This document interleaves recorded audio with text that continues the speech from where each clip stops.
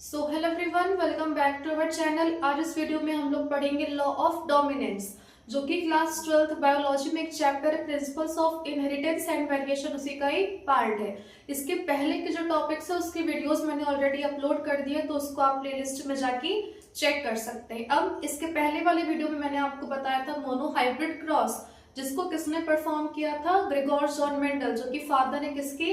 Genetics के। तो इन्होंने जो मोनोहाइब्रिड क्रॉस किया था, इसी की अपनी अंडरस्टैंडिंग को कंसोलिडेट करने के लिए, है ना, on the inheritance of monohybrid cross, उन्होंने क्या किया था? दो लॉज दिया था। जो इसका मतलब कि जो उन्होंने मोनोहाइब्रिड क्रॉस परफॉर्म किया था, उस पर जो इनहेरिटेंस की स्टडी करी थी, उसी को और ज्यादा कंसोलिडेट करने के लिए उन्होंने दो लॉज दिए थे। एक लॉ ऑफ डोमिनेंस और एक लॉ, कौन सा लॉ दिया था? Law of segregation. तो अभी हम लोग जानते हैं law of dominance. Law of dominance क्या स्टेट करता है? Characters are controlled by discrete units called factors.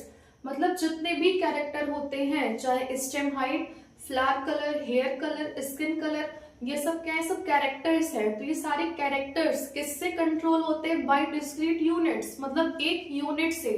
उसी को उन्होंने क्या नाम दे दिया? फैक्टर। सेकेंड पॉइंट क्या स्टेट करता है? Factors occur in pairs. हमेशा ही फैक्टर किस में आते हैं? पेयर्स में, कभी भी वो अकेले नहीं आते। जैसे अगर हम स्टेम हाइट ले लें, तो उसके दो ट्रेट होते हैं। स्टेम हाइट क्या है? वो कैरेक्टर है। उसके ट्रेट क्या है? टॉल और ड्वार्फ।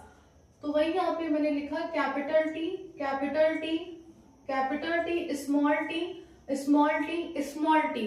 तो ये क्या है? ये फैक्टर्स है। और ये कैसे आ रहे हैं? पेयर्स में आ रहे हैं। अगर हम सोचे कि हम सिर्फ सिंगल टी लिख दें तो नहीं लिख सकते, फिर ये हमारा फैक्टर नहीं कहलाएगा।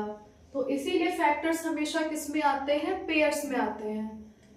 थर्ड बोलता है कि in a dissimilar pair of factors one member dominates the other. कि अगर कभी भी डिसिमिलर पेयर है फैक्टर का, जैसे यहाँ पे कैपिटल टी, ये दोनों क्या है? लोग सिमिलर हैं, एक जैसे हैं।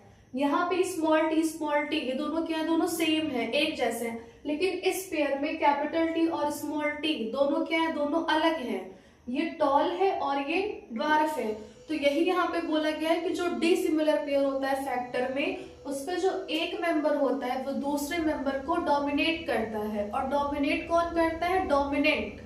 कभी भी अगर डोमिनेंट और रिसेसिव प्रेजेंट है एक साथ, तो रिसेसिव अपने आप को एक्सप्रेस नहीं कर पाएगा। क्यों?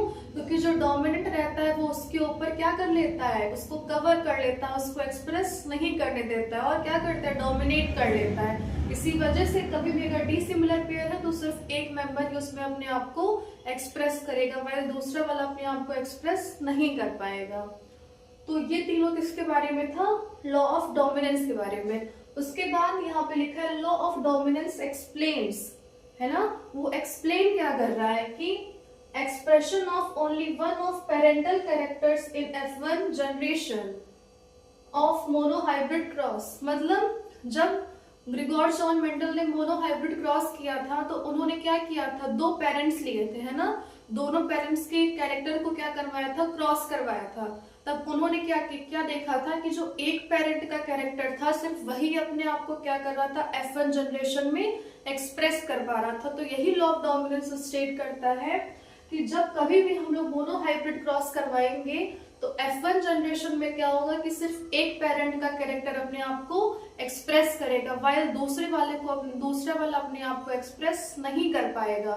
उसके साथ साथ and both the parental characters in F2 generation, मतलब फिर जो F1 जनरेशन में प्रोजेनी आई है, उसी का फिर जब हम लोग सेल्फ पॉलिनेशन करवाएंगे, तब जो दूसरा पेरेंट है वो अपने आप को एक्सप्रेस करेगा। किसमें करेगा? F2 जनरेशन में। तो लॉ ऑफ डोमिनेंस क्या एक्सप्लेन कर रहा है कि एक पेरेंट का कैरेक्टर अपने आप को F1 जनरेशन में एक्सप्रेस करेगा मोनोहाइब्रिड क्रॉस में, वेयर एज दोनों पेरेंट के कैरेक्टर किस में एक्सप्रेस करेंगे? F2 जनरेशन में। कब? जब हम लोग F1 जनरेशन की प्रोजेनी का आपस में क्या करवाएंगे? Self pollination. उसके बाद it also explain the proportion of 3:1 in F2 generation. अब जब सेल्फ पॉलिनेशन हमने करवाया, तो जो F2 जनरेशन में जो प्रोजेनी हमको मिली, उसका रेशियो क्या था? 3:1। यानी कि 3 प्लांट्स क्या थे? उसमें टॉल थे और एक प्लांट क्या था? ड्वार्फ था। तो वो कैसे आया, इसको भी कौन एक्सप्लेन करता है? Law of dominance. ये गैमीट्स है पेरेंट की, इनको बोलते हैं टॉल, और इनको बोलते हैं ड्वार्फ, है ना।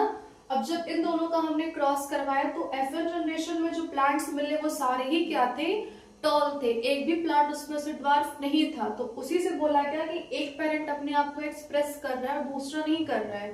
तब क्या हुआ कि जो F1 जनरेशन के प्लांट्स थे उनका आपस में क्या करवाया, सेल्फ पॉलिनेशन।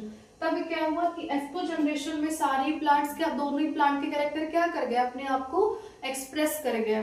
तो बाहर से अगर प्लांट्स देखें तो एक प्लांट टॉल था, मतलब प्योर टॉल था, दो प्लांट क्या थे, इम्प्योर टॉल थे, मतलब कैपिटल टी स्मॉल टी दोनों ही प्रेजेंट थे, और एक प्लांट क्या था, प्योर ड्वार्फ था। यही कॉन्सेप्ट कौन एक्सप्लेन करता है, law of dominance. So law of segregation हम लोग पढ़ेंगे नेक्स्ट वीडियो में। तो अगर आपको मेरी वीडियो अच्छी लगे तो वीडियो को लाइक करिए, चैनल को सब्सक्राइब करिए और शेयर करिए। Thank you.